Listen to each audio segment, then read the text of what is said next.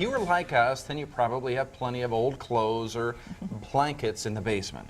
But with a creative eye, you just might be able to find new ways of using those older items. Here's my interview with the ladies at Found & Flora in Wahoo on how to use old blankets and belts as fall design.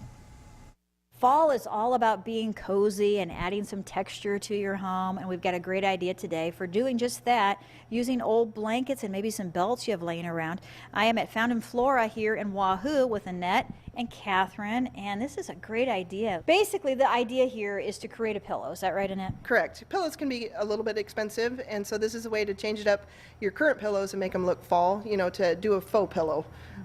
We just took a blanket, a plaid blanket, and rolled it up so it's kind of like a lumbar pillow, and it adds that fall texture to your current existing pillows. I know you guys like to shop. You have a great eye.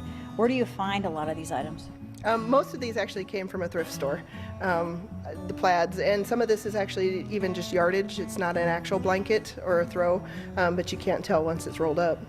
I know you guys like to save money, okay? And you collect blankets, one of the things you have, and these cool old baskets, too. Antique basket. The texture, again, with the basket, and it's the old wood and the woven. I just set this in my living room, in the fall and the winter, and it just adds a nice accent.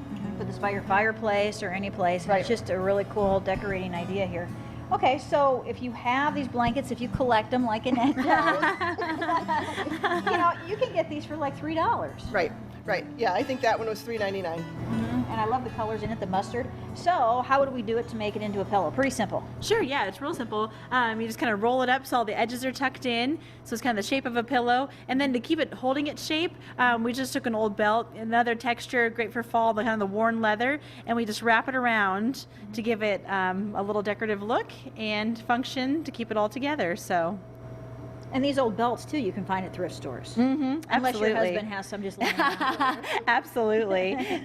So you have a finished thing like that. Perfect. And then you can create a little arrangement here on a chair, on a sofa. Yeah, we've got a couple little chairs down there, and we've got kind of a couple neutral pillows, and you can see how adding one of these just kind of falls it up a little bit, and it just kind of changes the shape of your pillows. If you got square pillows, this is kind of like Annette said, like a lower lumbar pillow, and it just kind of mixes in all your textures. Any advice for people for grouping pillows together as far as color and texture? What should they think about?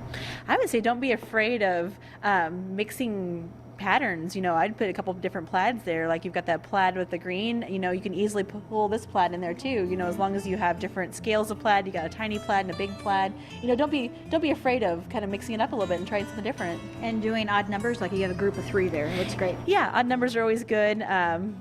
In different sizes, mix it up as much as you can, texture and pattern, and that's always good.